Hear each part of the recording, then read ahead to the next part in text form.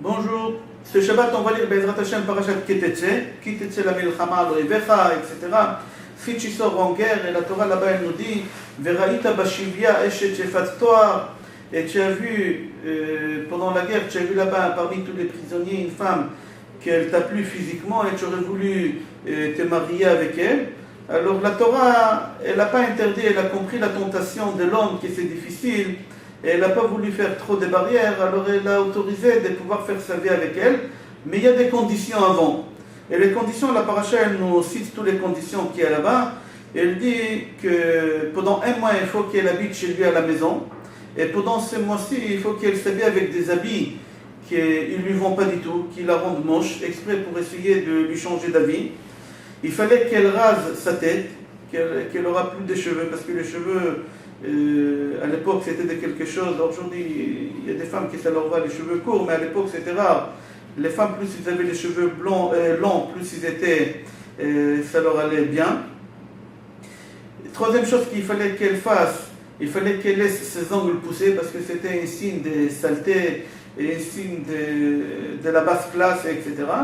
Et alors maintenant, la Torah elle nous dit là-bas, s'il a changé d'avis, suite à toutes ces choses-là, il s'est dégoûté d'elle, il a changé d'avis, il ne veut plus refaire sa vie, alors il faut qu'il la libère, qu'elle rentre chez elle, et il n'a pas le droit de la vendre comme esclave, parce qu'elle a habité chez lui. La Torah elle précise parce qu'elle a habité chez lui pendant un mois. Si elle n'aurait pas habité chez lui pendant un mois, elle aurait pris directement comme prisonnière de guerre, il aurait pu la vendre comme esclave, mais parce qu'elle a habité chez lui pendant un mois, et après un mois il l'a libérée, il ne peut pas la vendre comme esclave. Deuxième halakha que la Torah elle nous dit concernant les premiers-nés. Un premier-né, c'est lui qui prend le double de ses frères dans l'héritage. La Torah elle précise, même si le papa il avait plusieurs femmes, et la maman de ce premier-né, le papa il l'aimait pas, même qu'il l'aimait pas, son fils il a le droit de premier-né, et lui il prend le double d'héritage. La Torah aussi elle nous parle de Ben Sorer ou Moré.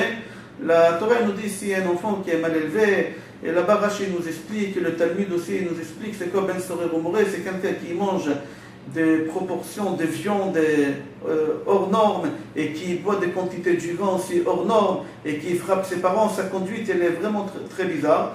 Alors les parents ils partaient au Bet Din, ils portaient plainte et le Bet Din il vérifiait si c'était vrai, et si c'était vrai on ramenait ce garçon là et on le lapidait. Le Bet Din il l'a lapidé et il le tuait. La Torah encore dans cette paracha elle nous dit si un homme il a été condamné à mort, ils l'ont pendu, ils l'ont lapidé, etc. Le corps de ce mort-là, il ne faut pas le laisser toute la nuit comme ça à l'extérieur, il faut avoir le respect du corps de l'homme.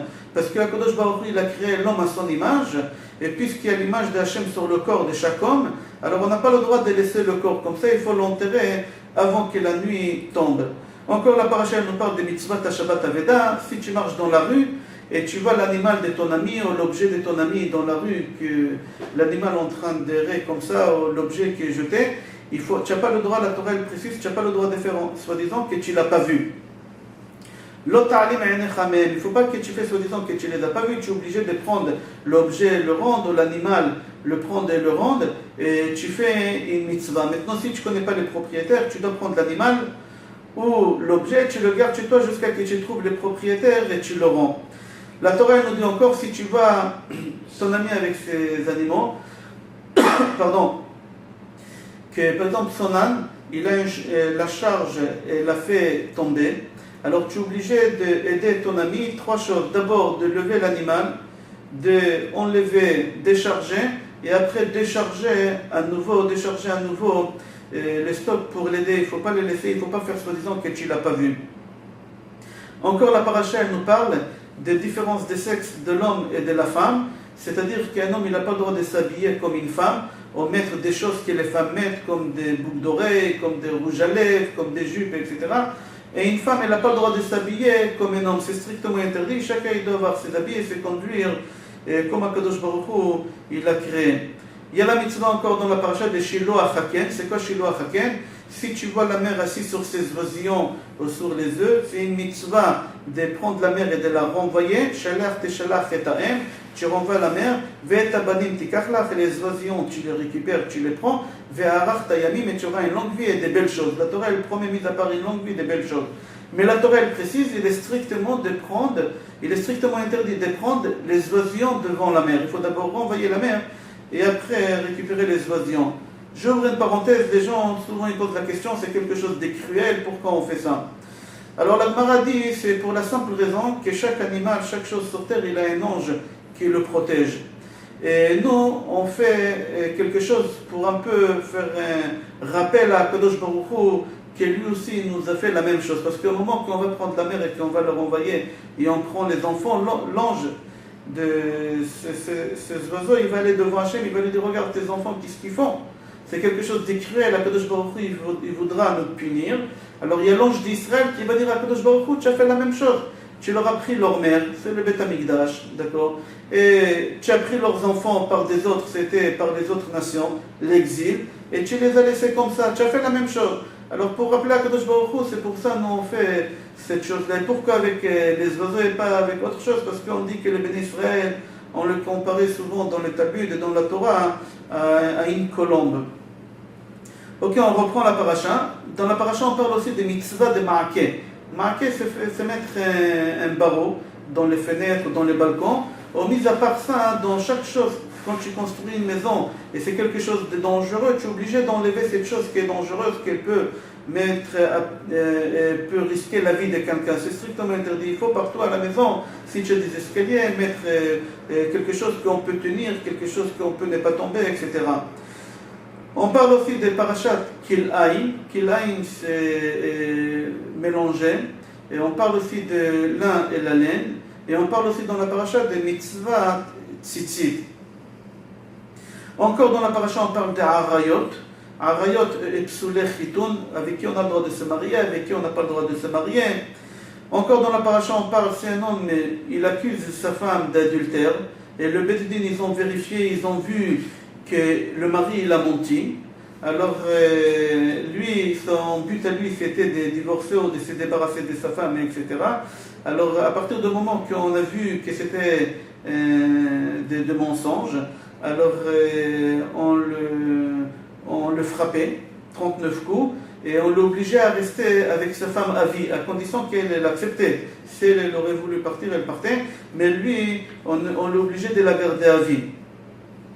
La paracha, elle parle encore, si quelqu'un il a des rapports avec une femme qui est mariée, les deux, ils sont passibles de mort, on doit les tuer les deux. Celui qui a des rapports avec une fille, une jeune fille qui est fiancée, celui qui viole une fille qui est fiancée, qui est par lapidation, celui qui viole une fille qui est célibataire.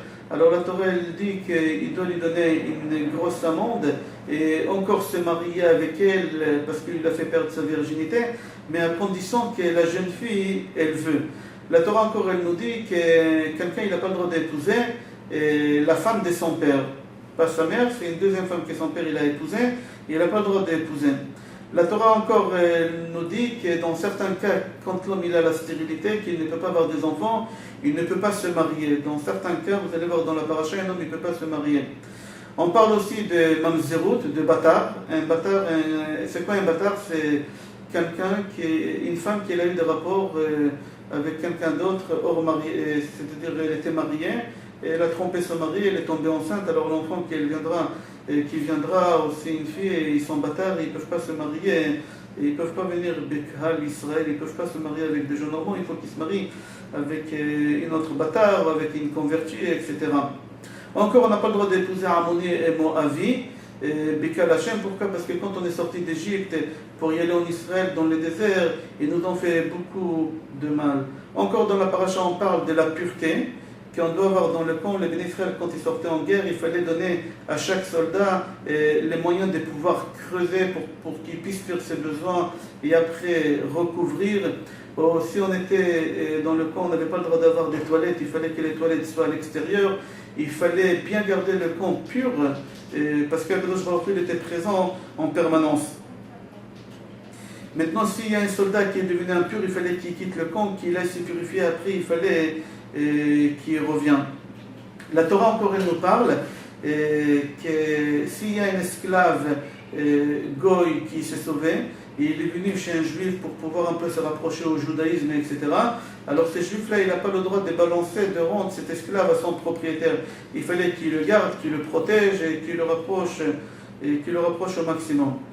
Un homme et une femme, encore la paracha nous dit, n'ont pas le droit de travailler ou de s'occuper des choses, des prostitutions, c'est strictement interdit. La Torah encore, elle nous parle des ribites, le prêt avec intérêt, c'est strictement interdit, mais on a le droit de faire des commerces avec intérêt avec un non-juif, mais entre juifs, on n'a pas le droit. J'ouvre une parenthèse, en Israël, dans les banques, quand on s'emprunte de l'argent, c'est entre juifs et il y a les intérêts. Alors il y a quelque chose, même, pas seulement dans les banques, entre juifs eux-mêmes, on peut, mais il y a un papier qui s'appelle Eter et Iska, une autorisation de pouvoir faire des affaires ensemble avec des intérêts. Ok, il faut voir la faute exactement, j'ouvre ça parce qu'il y a des gens qui se posent des questions. Comment c'est possible qu'il y ait des juifs qui prêtent avec des intérêts? Mais je suis sûr et certain que ces juifs-là, ils le font avec ce papier-là qui s'appelle Eter et Iska. La Torah encore, la paracha encore, elle nous parle de respecter, c'est très important de respecter ses vœux. Si quelqu'un il a fait un vœu, il faut qu'il le respecte et qu'il aille le faire le plus tôt possible. Il y a des gens qui ont l'habitude de dire qu'on a le temps de respecter les vœux qu'on a fait ou les serments jusqu'à avant Rosh Hashanah. C'est-à-dire qu'ils prennent... Mais la Torah ici, elle nous dit que le plus tôt possible, c'est le mieux. Et il ne faut pas laisser traîner ces choses-là parce qu'on ne peut pas savoir qu'est-ce qui va se passer, qu'est-ce qui peut arriver, etc. Alors, dès qu'on fait un serment, un vœu, un don, quelque chose, il faut le régler le plus tôt possible. La paracha encore, elle nous dit, s'il y a un employé qui travaille dans l'agriculture, alors il veut en même temps manger des raisins ou des oranges ou des pommes, ou une parenthèse, quelqu'un qui travaille aujourd'hui dans des cuisines, dans des écoles, etc. Alors la Torah, elle dit, c'est interdit d'interdire à cet employé de pouvoir manger, c'est assourd. Il est en train de travailler, alors il faudra lui donner. Mais la Torah là-bas, elle nous dit la façon qu'il doit se servir, la façon qu'il peut prendre, et c'est limité à certaines choses. La paracha encore, elle nous parle de mariage et de divorce. Évidemment, le divorce, d'après la Torah, on a le droit, chez nous, il y a le divorce. On dit un mariage juif, ce n'est pas un mariage catholique. À Mavdil, chez eux, ils n'ont pas le droit de divorcer. Chez nous, la Torah nous autorise de divorcer. Mais il faut avoir une raison de divorcer. On ne va pas rentrer maintenant dans la Gemara qui dit que quand il y a un divorce, Akadosh Baruch Hu boché, Mizbeach boché, des fois Mizbeach Sameach, etc. La paracha encore, elle nous parle de salaire. Quand on a des employés journalières, alors on a l'obligation de leur payer avant le coucher du soleil. Il faudra leur donner leur salaire et ne pas tarder le salaire d'un employé. Si on a prêté à quelqu'un de l'argent et on veut prendre en caution un objet, alors la Torah nous développe dans quel cas on a le droit de faire ça et quand est-ce qu'il faudra le rendre, si c'est des couvertures, ça dépend c'est quoi. Et la Torah nous précise que chez une veuve, on n'a pas le droit de prendre en caution quelque chose. La Torah nous parle de Yiboum et de Khalitsa. C'est quoi Yiboum?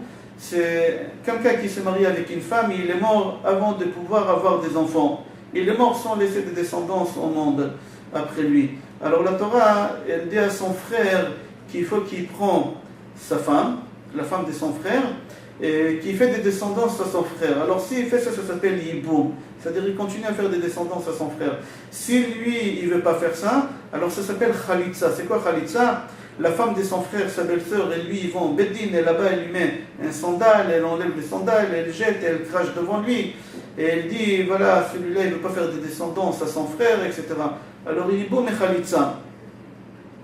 Après, la Torah nous parle des dîners Bochet. S'il y a deux hommes qui se bagarrent à coups de poing, et il y a la femme d'un des deux qui elle vient, qu'elle frappe dans une façon vulgaire l'autre, et elle lui a fait honte devant tout le monde, alors elle doit payer une amende pour la honte qu'elle lui a fait. La Torah, à la fin de la paracha, elle nous parle de comment la façon qu'il faut faire le commerce honnête, droit, qu'on n'a pas le droit de voler, qu'on n'a pas le droit de mentir, qu'on n'a pas le droit de raconter de mensonges. Il est strictement interdit de voler à un goy. On n'a pas le droit d'avoir des balances qui sont trafiquées ou qui ne sont pas justes. Dès qu'on a une balance qui n'est pas juste, on est obligé de la réparer ou de la jeter. On n'a pas le droit de passer une nuit avec une balance pas bonne, qui n'est pas valable. La fin de la paracha, on parle de Amalek. C'est une mitzvah qu'Akadosh Baruch Hu nous a répété plusieurs fois dans la Torah. Déjà dans la fin de parachat de Beshalach, on voit aussi que c'est une mitzvah de se rappeler le mal qu'Amalek qui nous a fait quand on est sorti d'Égypte sur la route pour y aller en Israël. Et dès qu'on a la possibilité d'exterminer ce peuple d'Amalek, on a le devoir de le faire. Pour finir Be'ezrat Hashem avec ces paroles-là, on se souhaite Be'ezrat Hashem qu'on mérite d'avoir la venue de Mashiach Bekarov, et vraiment on pourra effacer ce Amalek-là, et qu'on aura la construction du troisième Beth Amikdash Bekarov. Amen.